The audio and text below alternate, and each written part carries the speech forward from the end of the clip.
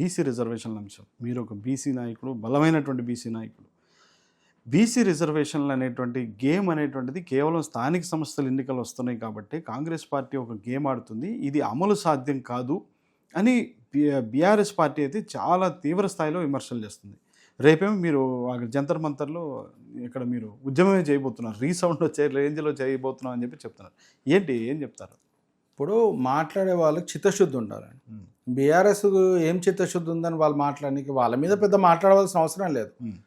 ఎందుకంటే ప్రజలు వాళ్ళని రిజెక్ట్ చేసిర్రు ఆల్రెడీ. వాళ్ళు ప్రభుత్వంలో ఉన్నప్పుడు బీసీలకు ఏమైనా చేసిరంటే ఏమో వేరు అనుకోవచ్చు. స్థానిక సంస్థలలో ఇంతకుముందు 34% రిజర్వేషన్ ఉండే, వాళ్ళు వచ్చిన తర్వాత దాన్ని మార్చి 285 ఆర్టికల్ని సెక్షన్ని మార్చి 23% తెచ్చారు. అంటే బీసీలకు అన్యాయం చేసింది ఎవరు? వాళ్ళే కదా. ఇప్పుడు మేము చేయడంలో చిత్తశుద్ధి ఎందుకు ఉందంటే మా నాయకుడు రాహుల్ గాంధీ గారు డే 1 నుండి చెప్తున్నాడు క్యాష్ సెన్సస్ చేయాలని చెప్పి. క్యాష్ సెన్సస్ చేస్తే మనిషికి టోటల్ బాడీ చెకప్ ఎట్లయితే ఉంటుందో ఒక ఎక్స్రే ఎంఆర్ఐ చేసినట్టు దాన్ని చెయ్యండి. ఏ కులంలో ఉన్న పేదలు వాళ్ళ స్థితిగతులు ఏంది, వాళ్ళకి ఇల్లు ఉందా లేదా, వాళ్ళకి విద్య ఉందా లేదా, అప్పులున్నాయా లేవా, వాళ్ళు ఏ విధమైన జీవితం గడుపుతున్నారు అనేది కదా. ఇప్పుడు గత ప్రభుత్వం యొక్క కుటుంబ పరిస్థితి తెలుస్తేనే కదా మనం వాళ్ళ వెల్ఫేర్ కోసం ఆలోచించగలుగుతాం. వాళ్ళని ఇప్పుడు ఆర్టికల్ 14 చెప్పిందండి సమానత్వం, ఈక్వాలిటీ. ఇప్పుడు దానికి మేము పోల్చుకోగలుగుతామండి? కానీ పోల్చుకోకున్నా కానీ ఈ బిలో పావర్టీ లైన్ ఉన్న వాళ్ళు పైకైతే రావాలి కదా, గౌరవంగా బతకాలి కదా.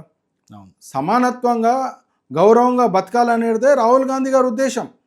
రాహుల్ గాంధీ గారు అందుకే క్యాష్ సెన్సస్ అన్ని వర్గాల వారికి సమన్యాయం క్యాష్ సెన్సస్ చేస్తే ఎవరు ఎక్కడున్నారో తెలుస్తుంది అని చెప్పి వారు ఫస్ట్ డే నుండి చెప్తున్నారు. ఇక్కడ వారు చెప్పిన ఏదైతే మాట ఉందో రేవంత్ రెడ్డి గారు 7 డిసెంబర్ రోజు ముఖ్యమంత్రిగా ప్రమాణ స్వీకారం చేయంగానే దీన్ని తూచా చెప్పకుండా పాటించాలని చెప్పి ఫిబ్రవరి 24లోనే దాని మీద క్యాబినెట్ డిసిషన్ తీసుకొని అసెంబ్లీలో చెప్పి దాని మీద ఇప్పుడు నవంబర్లో సర్వే చేయించి డిసెంబర్ 25 వరకు సర్వే పూర్తి చేసుకొని శాస్త్రీయంగా అంటే కోర్టు ఏ విధంగానైతే చెప్పిందో ట్రిపుల్ టెస్ట్ ఉండాలి, ఒక ఎంపిరికల్ డేటా ఉండాలా, డెడికేటెడ్ కమిషన్ ఉండాలా, సర్వే ఉండాలి. సర్వేలో కూడా మేము 56 ప్రశ్నలు వేసినాం. 75 అంటే మొత్తం వాళ్ళ స్థితిగతులు అన్నిటిని కూడా క్రోడీకరించి 1,00,000 మంది ఎమ్రినేటర్స్ పెట్టి సిస్టమ్ మొత్తం కూడా సిస్టమ్గా అంటే వాళ్ళందరిది డేటా కూడా భద్రపరిచి, ఎందుకంటే ఇప్పుడు నీ డేటా ఎట్లా పోయిందని అడుగుతున్నాను, నన్ను ప్రశ్నిస్తావా లేదా? నా డేటా బయటికి ఎట్లా ఇచ్చినావు, నీ డేటాను కూడా ఎట్లా కాపాడాలో అట్లా కాపాడుతూ ఒక డెడికేటెడ్ కమిషన్ వేసి ఊరికే నేను చేయలేదు. ఏదో గాలి మాటలకు వాళ్ళు ఏదో అపోజిషన్ వాళ్ళు అంటున్నారని కాదు, వాళ్ళలా కాదు. మా చిత్తశుద్ధి ఉంది కాబట్టి 2006లో కూడా మండల్ కమిషన్ మేమే పివి నరసింహారావు గారు ఉన్నప్పుడు ఇచ్చినాం. ఇదే మండల్ కమిషన్ ఉన్నప్పుడు పివి నరసింహారావు గారు 10% ఈడబ్ల్యూఎస్కి రిజర్వేషన్ ఇస్తామన్నారు.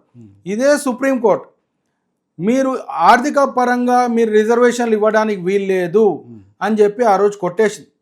9 మంది జడ్జిలలో 6 మంది మేజర్ ఒపీనియన్ ఇచ్చి ఈడబ్ల్యూఎస్ రిజర్వేషన్ చెల్లుబాటు కాదు, మీరు 50% క్యాబ్లో ఒకవేళ రాష్ట్ర వాళ్ళ వారిగా కంపల్సరీ అయితే ఇచ్చుకోవచ్చు అన్నది. అది ఇందిరా సహాని కేసులో 1992లో ఎప్పుడైతే మండల్ కమిషన్ మీద వాళ్ళు judgement Indira Sawhney case judgement ఇచ్చినప్పుడు అప్పుడు చెప్పినారు. తర్వాత అదేవిధంగా 2006లో మన్మోహన్ సింగ్ గారు ఉన్నప్పుడు హయ్యర్ ఎడ్యుకేషన్లో ఇవాళ ఐఐటి ఐఐఎం ఇవన్నిట్లలో రిజర్వేషన్లు ఉన్నాయంటే కాంగ్రెసే కదండి చేసింది. ఆ రోజు కూడా బీజేపీకి ఇంకో ఏదో రకంగా అడ్డుపడ్డారు. ఆ రోజు బీజేపీ అయినా బీఆర్ఎస్ అయినా వీళ్ళంతా అగ్రకులాల పార్టీలు. ఆ రోజు కూడా కోట్లకు ఏదో రకంగా పోయి ఆపాలని చూసినారు. ఈ రోజు కూడా అదే తొండి ఆట ఆడుతున్నారండి. కానీ ఇలా బీసీలు అందరూ కూడా మేధావులు ఆలోచించుకున్నారు, ఎక్కడ అన్యాయం జరుగుతుందనేది వాళ్ళు తెలుసు. కాంగ్రెస్ ఎంత చిత్తశుద్ధిగా చేస్తుంది. అందుకని ఇప్పుడు గతంలో కూడా కోర్టులు చెప్పినాయి, ఇందిరా సహాని కేసు కానివ్వండి, కె కృష్ణమూర్తి కేసు కానివ్వండి, తర్వాత మహారాష్ట్రలో జాల్నా అనుకుంటాను జన్గాం మున్సిపల్ లోకల్ బాడీ వాళ్ళ కేసులో కూడా కోర్టు ఏం చెప్పిందంటే మీరు దీన్ని అంటే సర్వే చేసి సర్వే చేసి ఎంపిరికల్ డేటా చేసి డెడికేటెడ్ కమిషన్తో చేసి ఒకవేళ అక్కడ జనాభా ఎక్కువ ఉంటే వాళ్ళకి ఇవ్వాలంటే ఇవ్వచ్చు అన్నది. ఓకే. ఎక్కడ కూడా కోర్టు 50% క్యాబ్ ఇది ఈడికే క్లోజ్ అని అనలేదు. కానీ అది పార్టీల ప్రాతిపదికన పార్టీలన్నీ కూడా ఇప్పుడు మీరు అన్నట్లు యాక్చువల్గా ఇటు తమిళనాడులో కానీ ఒరిస్సాలో కానీ వాళ్ళంతా కూడా పార్టీలన్నీ ఏకతాటిపైకి వచ్చాయి కాబట్టి పార్టీలు రిజర్వేషన్ ఇస్తున్న అవి ఇచ్చుకోవడానికి 50% ఇవ్వడానికి ఎట్లా అంతకంటే ఎక్కువ ఇవ్వడానికి సిద్ధపడ్డాయి. కానీ అది కేంద్ర ప్రభుత్వం పరిధిలో ఉన్నటువంటి అంశం, అది అమలు సాధ్యం కాదు. కానీ కాంగ్రెస్ పార్టీ డబుల్ గేమ్ ఆడుతుంది అనేటువంటిది. ఇప్పుడు కేంద్ర ప్రభుత్వంలో ఉన్నప్పుడు మేము కేంద్రంలోనే ఉన్నాం కదా, మాది కూడా ఫెడరల్ సిస్టమే కదండి, భారతదేశంలో కూడా పార్టీ కదా మేము కూడా. ఇప్పుడు తమిళనాడులో అందరు కలిసి వచ్చారు, అసెంబ్లీలో బిల్ పాస్ అయింది. అక్కడ పివి నరసింహారావు గారు అంటే ఏదైతే బీసీలకు అన్యాయం జరిగిందని చెప్పి వాళ్ళు ఆ రోజు 9th షెడ్యూల్లో పెట్టి ఇచ్చాడు. ప్రైమ్ మినిస్టర్ కదండి, ఇండియా ప్రైమ్ మినిస్టరే కదా. ఈరోజు కూడా ఇక్కడ మేము ఎంపిరికల్ డేటా చేసినాము, డెడికేటెడ్ కమిషన్ చేసినాము, 56% రిజర్వేషన్ ఉందంటే ఇక్కడ బీఆర్ఎస్, బీజేపీ, ఎంఐఎం అన్ని పార్టీలు అసెంబ్లీలో ఒప్పుకున్నాయి కదా. అవును వీళ్ళకి 42% రిజర్వేషన్లు ఇవ్వాలి. ఎందుకండి బీజేపీ కొత్త ప్రెసిడెంట్ వచ్చి ఉల్టా మాట్లాడుతున్నాడు.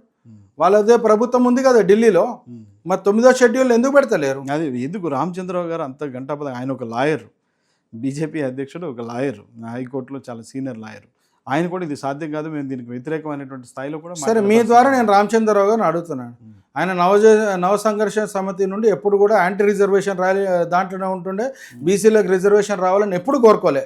కానీ అలా బీసీలో ఉన్న వాళ్ళ పార్టీలో కూడా చాలామంది బీసీలు ఉన్నారు. బీసీలు ఉన్న పార్టీకి వాళ్ళ అధ్యక్షుడు ఉండి రాదు అంటున్నాం, కరెక్టే, క్యాబ్ ఉంది అంటున్నాం 50%. మరి ఈడబ్ల్యూఎస్కి 10% ఎట్లా ఇచ్చారని? భారతదేశం మొత్తం జనాభా చూస్తే 86% ఎస్సీ, ఎస్టీ, బీసీ మైనార్టీలు ఉంటారు. నువ్వు 14% ఓసీలు ఉంటే నీకు 10% ఎట్లా పెట్టుకున్నావు? ఈడబ్ల్యూఎస్ రిజర్వేషన్లో జనహిత వాళ్ళు కోర్టుకు పోయినప్పుడు సుప్రీంకోర్టు కూడా చెప్పింది, రాష్ట్రాల వారీగా వాళ్ళు అనుకున్నట్టు 10% వరకు ఇవ్వచ్చు అన్నది ఈడబ్ల్యూఎస్ రిజర్వేషన్. 10% ఒకటేసారి ఇవ్వమని అనలేదు. మరి మా రాష్ట్రంలో మొత్తం కలిసి 10% ఉన్నారు. 10% వాళ్ళకి 10% ఇవ్వాలా? మరి రామచంద్రరావు గారు దీని మీద చెప్పాలా? అంటే 56% ఉన్న బీసీలకేమో రిజర్వేషన్లు చెల్లవు, రిజర్వేషన్లు రావు, కోర్టులు కొట్టేస్తాయి. కోర్టులు ఎందుకు కొట్టేస్తాయండి? కోర్టులు చెప్పినాయి ఇక, అంటే ఆడికే క్యాబ్ అంటే ఈడికే ఫిక్స్ అని చెప్పలే కదా. వాళ్ళు ఏమన్నారు, మీ పరిస్థితులు బట్టి శాస్త్రీయంగా సర్వే చేసి వాళ్ళ ఆర్థిక స్థితిగతులు అన్నీ తెలుసుకొని ఎంపిరికల్ డేటా చేసి డెడికేటెడ్ కమిషన్ రికమెండ్ చేసి వీటి ఉంటే మీరు చేసుకోవచ్చు అన్నది. రేవంత్ రెడ్డి గారు చాలా సిస్టమేటిక్గా చేస్తున్నాడు ఈ స్టోరీ. మేము కోర్టులోకి పోయినా కానీ ఈసారి మేము నిలబడతాం, మేము కోర్టులోకి పోయినా నిలబడతాం. భారతదేశంలో ఒకటి కూడా గుర్తుపెట్టుకోండి తేజ గారు, ఇవాళ జ్యుడిషియరీలో కూడా ఒక ఆధిపత్యమే నడుస్తుంది. వాళ్ళు 1990 మండల్ కమిషన్ వచ్చినప్పుడు కానీ 2006లో మేము హయ్యర్ ఎడ్యుకేషన్లో రిజర్వేషన్లు ఇచ్చినప్పుడు కూడా వాటి మీద 2 ఏళ్ళు స్టే ఇచ్చినారు. ఇదే బీజేపీ ప్రభుత్వం నరేంద్ర మోడీ గారు కన్వర్టెడ్ బీసీ, సరే బీసీ అని చెప్పుకుంటుండు, ఓకే నీకు బీసీల మీద ప్రేమ ఉంది అని కొద్దిసేపు అనుకుందాం మనం, వాటిని ఆపిరి కరెక్టే మీరు. మరి 2021లో మరి క్యాబ్ ఉంది కదా, 50% క్యాబ్ ఉంది అని తెలుసు. 1992 సహాని కేసులో సుప్రీంకోర్టే చెప్పింది ఎకనామికల్గా మీకు రిజర్వేషన్లు ఇవ్వడానికి వీలు లేదు, బ్యాక్వర్డ్నెస్ అండ్ ఎడ్యుకేషనల్ మీదనే ఇవ్వాలని అన్నది. తెలుసు కదా మీకు, ప్రైమ్ మినిస్టరే కదా. మరి మీరు ఎట్లా ఇచ్చారండి? 103 కాన్స్టిట్యూషనల్ అమెండ్మెంట్ తీసుకొని వచ్చి 15/6 మార్చి కాన్స్టిట్యూషన్లో ఆర్టికల్ని మార్చి మీరు 10% రిజర్వేషన్ ఎట్లా పెట్టారు? అంటే 50% క్యాబ్ అనేది ఖతమైపోయింది. 60%లో ఉన్నాం కదా ఇప్పుడు, 60%లో ఉన్నాం కదా.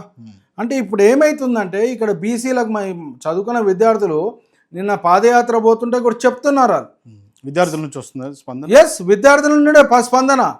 వాళ్ళు ఒకటే అంటారు, సార్ మేము ఇంత కష్టపడ్డా కానీ మా కట్ ఆఫ్ మార్క్స్ కంటే ఈడబ్ల్యూఎస్ కట్ ఆఫ్ మార్క్స్ తక్కువ ఉండి వాళ్ళకు ఉద్యోగాలు వస్తున్నాయి, మాకు వస్తలేదని మాట్లాడుతున్నారు. ఇవాళ నష్టపోతున్నారు. వాళ్ళకి 10% డైరెక్ట్ రిజర్వేషన్, మళ్ళీ 40% జనరల్ రిజర్వేషన్.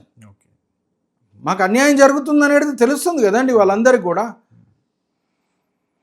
అందుకని బీజేపీ వాళ్ళు మొదటి నుండి కూడా తొండి గేమ్ ఇది, తొండి. వాళ్ళు అనుకుంటే ఇప్పుడు మేము అందుకే రేవంత్ రెడ్డి గారు కూడా మాకు హక్కు ఉందండి, రాజ్యాంగం ఇచ్చిన హక్కు ఉంది. 243D కింద రాజ్యాంగం పంచాయతీరాజ్ చట్టాన్ని జనాభా ప్రాతిపదికగా మీరు సవరించుకోవచ్చు అని చెప్పి రాజ్యాంగం మాకు హక్కు ఇచ్చింది. ఆ హక్కు ప్రకారమే రేవంత్ రెడ్డి గారు క్యాబినెట్ అందరు కూడా కలిసి మొన్న బిల్ పాస్ చేసినారు అసెంబ్లీలో. పంచాయతీరాజ్కి ఒకటి, విద్యా ఉద్యోగాలకు పంపించినారు. సరే గవర్నర్ పంపిస్తే గవర్నర్ గారు అది రాష్ట్రపతి గారి దగ్గర పంపించారు. మీకే తెలుసు రాష్ట్రపతి గారు ఎవరు మాట వింటారు ఏందనేది. సరే వాళ్ళు ఎవరు పెండింగ్ పెట్టమంటే పెడుతుందో అందరికి తెలిసిన విషయమే ఇది. తర్వాత మేము పంచాయతీరాజ్ చట్టంలో అమెండ్మెంట్ తీసుకొని వచ్చినాం. ఎందుకు బీఆర్ఎస్ ప్రభుత్వం ఉన్నప్పుడు ఎప్పటి నుండో 1994 నుండి 34% రిజర్వేషన్ మాకు వస్తుందండి పంచాయతీరాజ్లో. వీళ్ళు 2018లో దాన్ని అమెండ్ చేసి మాకు 23% రిజర్వేషన్లు ఇచ్చారు. ఇప్పుడు అది మాకు రాజ్యాంగం ఇచ్చిన హక్కు రాష్ట్ర అసెంబ్లీ వాళ్ళకు అనుకూలంగా చేసుకోవచ్చు. దాన్ని 285 సవరించినారు మొన్న, 42% రిజర్వేషన్. అసెంబ్లీ లేదు కాబట్టి ఆర్డినెన్స్ ఇచ్చినారు, గవర్నర్ గారు దాన్ని ఆమోదించాలా కానీ పైకి పంపించినారు. ఎందుకు? క్లియర్గా అర్థమవుతుంది కదా, బీజేపీ వాళ్ళు చెప్పినట్టే వింటారని. ఎందుకంటే వాళ్ళ గవర్నర్ వాళ్ళ ప్రెసిడెంటు. ఇక్కడ ఉన్న నాయకులకు కూడా నేను ఒకటే అపీల్ చేస్తున్నా, మీరు భేషభావాలకు పోకుండా బీసీలకు నిజమైన మీరు ప్రేమ ఉండి బీసీలకు న్యాయం చేయాలనుకుంటే అవన్నీ హడిల్స్ క్రియేట్ చేయకండి. మీరు అసెంబ్లీలో ఒప్పుకున్నారు, అదే మాట మీద కట్టుబడి ఉండండి. బయట వచ్చి కోర్టులో ఒప్పుకోవు. కోర్టు ఎందుకు ఒప్పుకోదయా? కోర్టు ఎందుకు ఒప్పుకోదు? ఈడబ్ల్యూఎస్ రిజర్వేషన్కి ఏమైనా డెడికేటెడ్ కమిషన్ ఉందా? ఏమైనా సర్వే అయిందా? దేశంలో అప్పర్ క్యాస్ట్ వాళ్ళు అందరూ ఇంతమంది ఉన్న సర్వే అయిందా? ఒక ఎంపిరికల్ డేటా ఉందా? కానీ నువ్వు రాజ్యాంగం 9 రోజులలోనే, కేవలం 9 రోజులలో రాజ్యాంగాన్ని సవరించి నువ్వు 10% రిజర్వేషన్ ఇచ్చాను ఈడబ్ల్యూఎస్కి. మా వరకు వచ్చేవరకు ఎందుకు ఇంత? అంటే 75 సంవత్సరాల నుండి నువ్వు బీసీలకు న్యాయం చేయాలనుకోవాలి. మండల కమిషన్ వచ్చినాక ఇప్పుడు 45 సంవత్సరాలు అయిందండి. ఇవాళ రేవంత్ రెడ్డి గారు నిజం కూడా ఆ రోజు బీసీల పూలే గారు ఎట్లయితే కొట్లాడిరో బీసీల పక్షాన ఇవాళ రేవంత్ రెడ్డి గారు నిలబడరండి, క్యాబినెట్ నిలబడ్డది. వాళ్ళందరికీ కూడా ధన్యవాదాలు. ఇవాళ బీసీలందరూ కూడా ఆలోచిస్తున్నారు. వాళ్ళు ఏంటంటే వీళ్ళ ట్రాప్లో పడరు. చదువు లేదండి బీసీలకు, చాలా వరకు బీసీలందరూ కూడా ఈ ఆర్టిజాన్ కులం వృత్తిపరమైన దాంట్లోనే ఉంటారు. చదువు రాదు కానీ వృత్తిలో చాలా నైపుణ్యత ఉంటుంది వాళ్ళకి. ఇప్పుడు చదువుకున్నాడు కూడా చేయలేడు వాళ్ళలాగా పని. ఇప్పుడు ఒక గోల్డ్ స్మిత్ ఏదైతే బంగారు నాణ్యం చేస్తాడో చదువుకున్నాడు చేయగలుగుతాడా? ఇంపాసిబుల్. ఒక నేతగాని బట్టలు నేసినాడు చదువుకున్నాడు చేయగలుగుతాడా? కానీ చదువుకున్నోని కంటే ఎక్కువ తెలివి వాళ్ళకు ఉంటుంది. కానీ వాళ్ళకి ఇప్పుడిప్పుడు తెలుస్తుంది చదువు వల్ల ఎంతో ఉపయోగం ఉంది.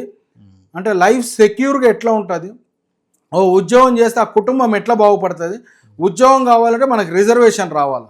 బాగా ఎడ్యుకేట్ అవుతున్నారు. అందుకే రేవంత్ రెడ్డి గారు చాలా ముందు ఆలోచించి, రాహుల్ గాంధీ గారు, రేవంత్ రెడ్డి గారు, మహేష్ కుమార్ గౌడ్ గారు ముందు ఆలోచించి ఈ కుటుంబాలు బాగుపడాలంటే వీళ్ళకి రిజర్వేషన్ రావాలా, ఈ కుటుంబాలు బాగుపడాలంటే వాళ్ళ పిల్లలకు ఎడ్యుకేషన్లో రిజర్వేషన్ ఉండాలి, చదువుకోవాలి.